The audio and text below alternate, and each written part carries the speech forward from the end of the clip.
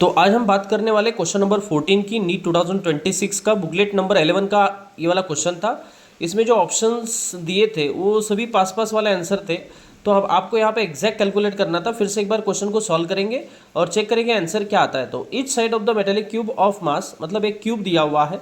तो इस तरीके से अगर ये वाला क्यूब है, क्लियर, आपको पता है क्यूब किस तरीके से होता है। क्यूब की ईच एंड एवरी साइड्स क्या होती है, ऐसे ये सेम मिलेगी, लेंथ ब्रेड्थ और हाइट ये तीनों सेम रहेगी। तो ये एल बी और एच ये तीनों भी सेम है। L is equal to B is equal to H is equal to, तीनों भी सेम है। And which is given to you that is equal to 9 centimetre. तो फर्स्ट ऑफ ऑल आपको इसको कन्वर्ट करना ही पड़ेगा। जो 9 सेंटीमीटर है इसको आपको कन्वर्ट करना पड़ेगा मीटर में, क्योंकि आपको आंसर फाइनली जो कैलकुलेट करना है, आंसर जो जिस हिसाब से हमें कैलकुलेट करना है वो एसआई में कैलकुलेट करना है। तो इसको हमें मीटर में पहले कन्वर्ट करना पड़ेगा। उसके बाद में जो गिवन डेटा है आपको यहाँ पे आप देख सकते हो, आपको दिया हुआ मेटेलिक क्यूब ऑफ मास। तो मास दिया हुआ है मेटेलिक क्यूब का, mass of the metallic cube it is given to you that is equal to 5.580 kg।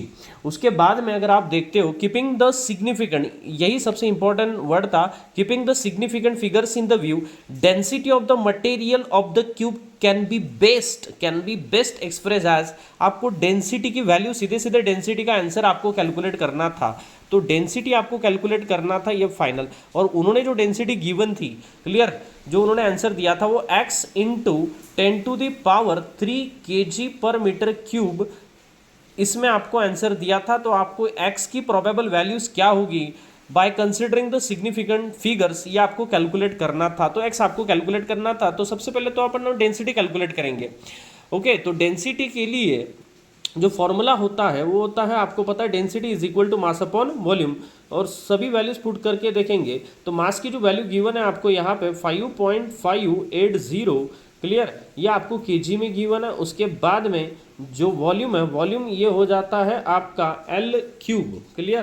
तो ये एल क्यूब अगर आप पुट करते हो तो ये 9 इंटू 10⁻⁻² का हो जाएगा क्यूब। तो यहाँ पे ये आंसर 5.580, मैं यहाँ पे इंटेंशनली स्टेप बढ़ा रहा हूँ सो दैट हमें सिग्निफिकेंट फिगर भी चेक करने हैं, क्लियर। तो 9 का जो क्यूब होगा यहाँ पे आप देख सकते हो, 9 का जो क्यूब होता है ये होता है, आपको पता है 729, और ये 10⁻, ये बन जाएगा -6। ऊपर में अब ये केजी और नीचे आपका आंसर बनेगा मीटर क्यूब, केजी पर मीटर क्यूब। तो फाइनली 5.580 डिवाइडेड बाय, अब आपको जो जिसके साथ ये वाला आंसर कंपेयर करना है वो डेंसिटी x इंटू 10⁻³ के साथ आपको इसको कंपेयर करना है। तो 10⁻³ बनाना है। 10⁻³ कैसे बनेगा, तो इसको हम ऐसा लिखेंगे, क्लियर, ये 1/10⁻, ये जो है ये -3, और एक जो -3 है वो ऊपर चला जाएगा, वो +3 बन जाएगा। -3 ये +6, ओके, ये -3 और ये ऊपर जाके क्या बन जाएगा आपका +6। ये -3 हमें यूज़ करना है सीधे सीधे, 5.580।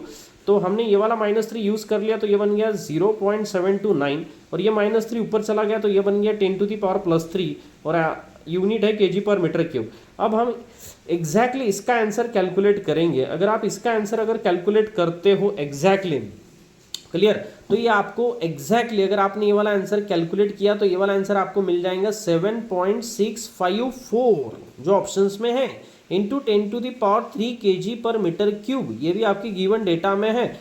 अब आपको इस वैल्यू को इसके साथ में कंपेयर करना था, क्लियर। तो 10⁻³ है, 10⁻³ है, क्लियर। उसके बाद x की वैल्यू डिटरमाइन करनी, तो x की वैल्यू 7.654 ये आपका ऑप्शन नंबर ए में गिवन है, बराबर है। बट ऑप्शन 1 के साथ ऑप्शन 2 7.6 है, ऑप्शन 4 7.7 है, और ऑप्शन 3 7.65 है। अब आपको सिग्निफिकेंट फिगर के साथ इसको कंसिडर करना था। तो सिग्निफिकेंट फिगर अब चेक करते हैं। यहाँ पे 1 2 3 4, यहाँ पे 4 सिग्निफिकेंट फिगर है मास में, क्योंकि आगे यूनिट है। तो 9.0 सेंटीमीटर यूनिट आगे है, तो ये 2 सिग्निफिकेंट फिगर है। तो हमारा जो आंसर है यहाँ पे लिस्ट सिग्निफिकेंट फिगर है गिवन डेटा के हिसाब से वो है 2। तो हमारा आंसर कम से कम 2 सिग्निफिकेंट फिगर में होना चाहिए। अब 2 सिग्निफिकेंट फिगर में ये तो ऑप्शन नहीं बनता है, इसीलिए आपका ऑप्शन 2 3 4 में आएगा। अब 2 3 4 में हमें चेक करना है कि एग्जैक्ट आंसर कौन सा है। तो 7.654 को अगर राउंड ऑफ करोगे, अगर इसको आप राउंड ऑफ करोगे तो 5 के आगे जो है नॉन जीरो डिजिट है, तो प्रेसिडिंग डिजिट जो होता है वो इंक्रीज बाय 1 होता है, ये रूल बताता है, क्लियर। तो इसीलिए ये वाला आंसर आपका प्रेसिडिंग डिजिट 5 जिसको आपको ड्रॉप करना है उसके आगे नॉन जीरो नंबर है, इसीलिए presiding digit is increase by 1। तो ये आंसर आपका एग्जैक्टली करेक्ट आना चाहिए 7.7, क्लियर। अगर यहाँ पे 4 नहीं होता तब जाके आप इसको 7.6 आंसर लिख सकते थे, बट ये करेक्ट आंसर रहना चाहिए। 7.7 is the correct value of x. तो यहाँ पे एनटीए ने जो आंसर गिवन है, एनटीए ने जो आंसर दिया है वो है 7.6। ओके, तो करेक्ट आंसर जो होना चाहिए था वो 7.7 होना चाहिए था, बट एनटीए ने यहाँ पे इस 4 को निग्लेक्ट किया है, तभी जाके हम इसको 7.6 लिख सकते हैं। क्योंकि एनटीए ने अगर ये 4 ड्रॉप किया, क्लियर, 4 अगर कंसीडर नहीं करते आप, तो 5 जिसको ड्रॉप करना है उसका प्रीसीडिंग डिजिट इवन है, तो ऐसे केस में ये प्रीसीडिंग डिजिट इंक्रीज नहीं होता, तो ऐसे केस में ये वाला आंसर करेक्ट हो सकता है।